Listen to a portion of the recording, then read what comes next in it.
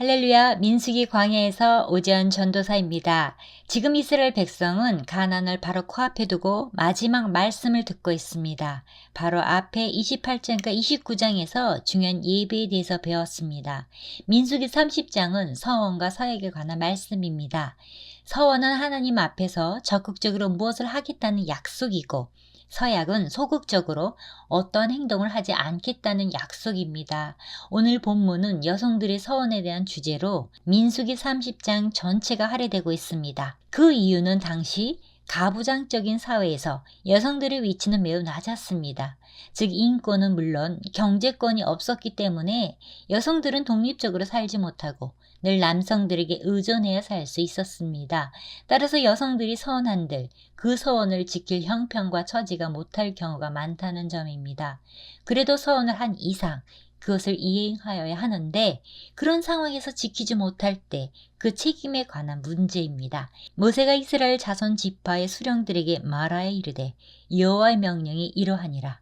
사람이 여호와께 서원하였거나 결심하고 서약하였으면 깨트리지 말고 그가 입으로 말한 대로 다 이행할 것이니라. 여기에 보면 서원이란 단어는 히브리어에서 어떤 적극적인 약속을 나타낼 때 쓰는 말입니다. 예배에 빠지지 않겠다고 서원할 수 있습니다. 일정한 헌금을 바치기로 작정할 수 있습니다. 얼마 동안 새벽 기도를 하겠다고 약속할 수 있습니다. 그에 비해서 서약이라고 번역된 단어는 히브리어에서 어떤 부정적인 맹세를 가리키는 단어입니다. 무엇을 하지 않기로 약속하는 것입니다. 말씀에 일용할 양식을 먹지 않으면 아침에 음식을 먹지 않겠다고 금식하기로 서약할 수 있습니다. 술, 담배를 완전히 끊겠다고 약속할 수 있습니다.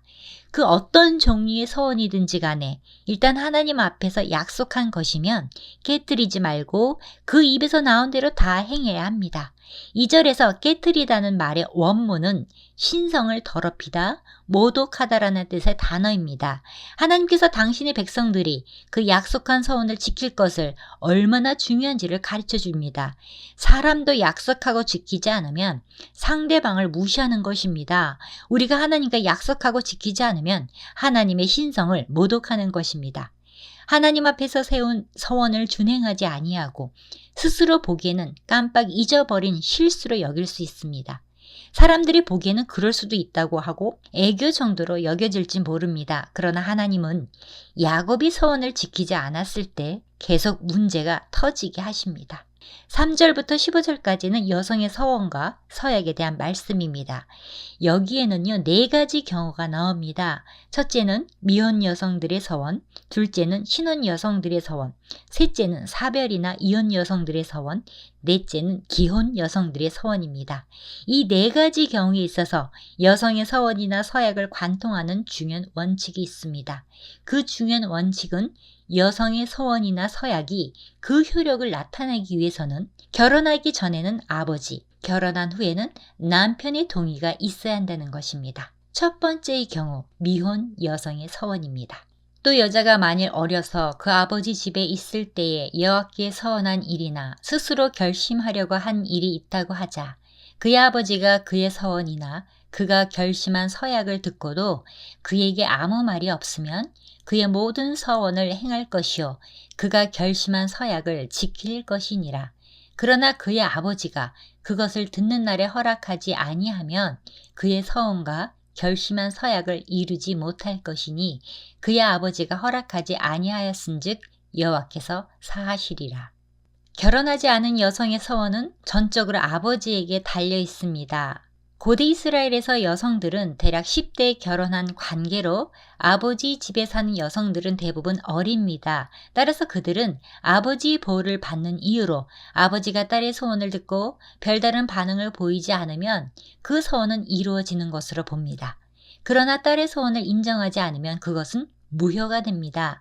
여성의 서원이나 서약이 비록 하나님 앞에서 하는 행위이지만 결혼하기 전에는 아버지로부터 허락을 받아야 효력이 있습니다. 그 이유는 아직 부모의 관리 아래 있는 것으로 하나님께서는 가정의 질서를 중시하셨습니다. 두 번째의 경우, 신혼 여성의 서원입니다. 또 혹시 남편을 맞을 때에 서원이나 결심한 서약을 경솔하게 그의 입술로 말하였으면 그의 남편이 그것을 듣고 그 듣는 날에 그에게 아무 말이 없으면 그 서원을 이행할 것이요 그가 결심한 서약을 지킬 것이니라. 그러나 그의 남편이 그것을 듣는 날에 허락하지 아니하면 그 서원과 결심하려고 경솔하게 입술로 말한 서약은 무효가 될 것이니 여호와께서 그 여자를 사하시리라. 남편을 맞을 때에 아직 처녀 때의 한 서원이 이행되지 않았을 경우가 있을 수 있습니다. 신혼 여성의 경우에는 남편에게로 그 권한이 넘어갑니다. 그때 아버지 경우와 마찬가지로 남편이 수긍하면 서원은 유효한 것이고 수긍하지 않으면 무효가 되는 것입니다. 이처럼 남편과 아내의 바른 관계, 특히 아내가 남편에게 순종하는 일이 중요하게 간주하였습니다. 세 번째 경우는 남편과 사별하거나 이혼을 당한 여성의 서원입니다. 과부나 이혼당한 여자의 서원이나 그가 결심한 모든 서약은 지킬 것이니라. 사별이나 이혼한 여성들이 서원할 수가 있습니다. 그때는 그들이 설령 아버지 집으로 돌아간 경우나 아들들의 보살핌을 받을 경우라도 서원에 대한 제재는 없습니다. 즉 본인이 한 서원은 본인의 책임으로 돌려집니다. 이 경우는 남편에게 매이는 것이 아니기 때문에 이때는 서원이나 서약은 여자 스스로 하나님 앞에서 하는 것이며 하나님과의 약속이므로 반드시 지켜야 합니다. 넷째의 경우는 기혼 여성의 서원입니다. 부녀가 혹시 그의 남편의 집에서 서원을 하였다든지 결심하고 서약을 하였다 하자 그의 남편이 그것을 듣고도 아무 말이 없고 금하지 않으면 그 서원은 다 이행할 것이요 그가 결심한 서약은 다 지킬 것이니라. 그러나 그의 남편이 그것을 듣는 날에 무효하게 하면 그 서원과 결심한 일에 대하여 입술로 말한 것을 아무것도 이루지 못하나니 그의 남편이 그것을 무효하게 하였은즉 여호와께서 그 부녀를 사하시느니라. 모든 서원과 마음을 자제하기란 모든 서약은 그의 남편이 그것을 지키게도 할 수 있고 무효하게도 할 수 있으니 이 말씀은 결혼한 여성들이 서원할 수가 있습니다. 그 경우 남편은 아내의 서원을 들은 후 즉시를 조처해야 합니다. 즉 동의 표시를 하든지 거부 표현을 해야 합니다. 예를 들면 한나가 나에게 아기를 주시면 아들을 하나님께 나시린으로 드리겠다고 서원하였습니다.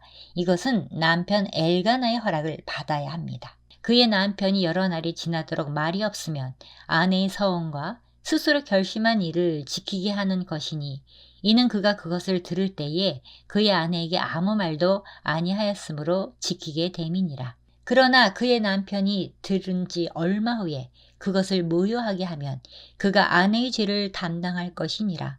이는 여호와께서 모세에게 명령하신 규례니 남편이 아내에게 아버지가 자기 집에 있는 어린 딸에 대한 것이니라. 만약 아내의 소원을 듣고도 여러 날이 지나도록 침묵하다가 어느 날 남편이 마음을 바꾸면 그것은 남편이 책임을 져야 합니다. 남편이 아내가 서운한 것을 알고 아무 말이 없이 동의하였습니다. 시간이 얼마 지나서 남편의 마음이 바뀌어 파괴할 수 있습니다. 그 이유는 여러 가지가 될 수 있습니다. 아내가 서원을 지키느라고 금식하다 보니 남편에게 반찬해 주는 것도 전보다 시원치 않아서 그랬을 수도 있습니다.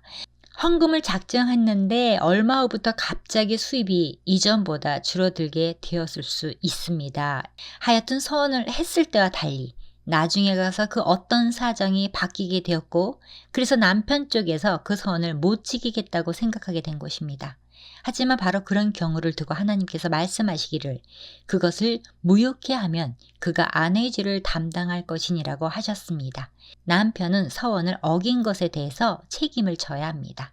이렇게 하나님께서 사랑하시는 자녀 그러나 사회적 약자인 여성들을 보호해야 해서 또 깊이 생각해 보지 않고 성급히 서원할 수도 있고 그리고 어릴 적 감정에 따라 서원하는 사람들도 있어 그런 모든 생활을 대비하여 구제 방안을 준비해 놓으셨던 것입니다.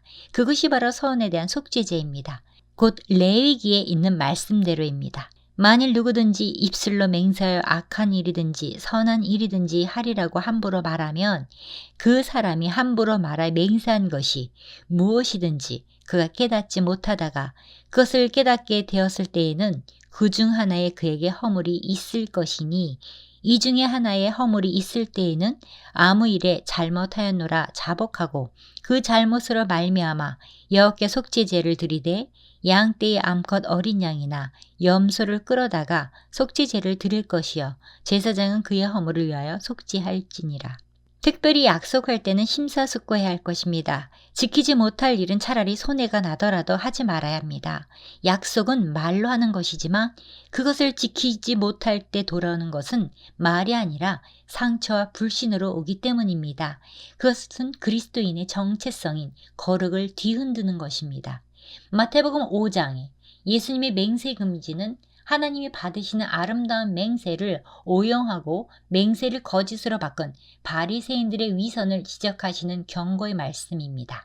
또 옛사람에게 말한 바 헛 맹세를 하지 말고 내 맹세한 것을 주께 지키라 하였다는 것을 너희가 들었으나 나는 너에게 이르노니 도무지 맹세하지 말지니 하늘로도 하지 말라 이는 하나님의 보좌이며 땅으로도 하지 말라 이는 하나님의 발등상이며 예루살렘으로도 하지 말라 이는 큰 임금의 성임이요 내 머리로도 하지 말라 이는 내가 한터럭도 희고 검게 할 수 없음이라. 오직 너의 말은 옳다 옳다 아니라 아니라 하라. 이에서 지나는 것은 악으로부터 나느니라. 예수님은 하늘을 두고 맹세하지 말라고 하셨으며 땅을 두고도 맹세하지 말라고 하셨습니다. 예루살렘을 두고도 맹세하지 말라고 하셨습니다. 그 모두에는 하나님이 계십니다. 하늘은 하나님의 보좌이며 땅은 하나님의 발판입니다. 예루살렘은 하나님의 도성입니다. 그리고 머리를 두고도 맹세하지 말라고 하셨습니다. 그것은 머리카락 단 하나도 희거나 검게 할 수 없는 것이 사람이기 때문입니다. 여기에도 하나님의 이름이 걸려 있습니다. 너희는 내 이름으로 거짓 맹세함으로 내 하나님의 이름을 욕되게 하지 말라. 나는 여호와이니라. 마무리합니다. 고대 이스라엘 사회는 북의 상속 중심의 사회였기에 여성들은 경제적으로 남성에게 종속이 되어 있었습니다.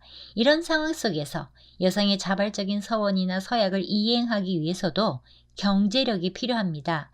경제적인 주도권을 가지고 있는 아버지나 남편이 자신의 딸이나 아내의 서원이나 서약에 동의하지 않으면 결국 경제력이 없는 여성은 그 서원이나 서약을 이행할 수 없게 됩니다. 결과적으로 서원이나 서약을 이행하지 못한 책임과 벌을 여성이 혼자 감당하게 되는 것입니다. 이것은 여성의 독립성을 인정하지 않고 차별하는 것이라기보다는 당시 사회구조에서 경제적 약자인 여성을 존중하고 보호하기 위해서 여성의 서원과 서약에 대해서 남성도 함께 책임을 져야 한다는 하나님의 배려였던 것입니다. 서원이나 서약은 다른 사람의 강요로 억지로 하는 것이 아니라 당사자가 자발적으로 하나님과 약속하는 것이기에 그 서원이나 서약을 지켜야 할 책임이 있었습니다. 서원이나 서약은 자유롭게 할 수 있지만 경솔하게 하는 것이 아니라 진지하고 신중하게 함으로써 하나님께 대한 헌신이 되는 것입니다. 바로 그런 까닭의 서원이란 아무나 할 수 있는 것이 아니라 하나님과의 관계가 완전히 성숙된 신앙인에게만 허락된 은혜요 특권인 것입니다. 신명기 23장 말씀으로 마칩니다.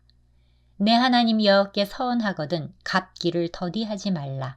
내 하나님 여호와께서 반드시 그것을 내게 요구하시리니 더디면 그것이 내게 죄가 될 것이라. 내가 서원하지 아니하였으면 무죄하리라. 그러나 내 입으로 말한 것은 그대로 실행하도록 유의하라. 무릇 자원한 예물은 내 하나님 여호와께 내가 서원하여 입으로 언약한 대로 행할지니라. 아멘.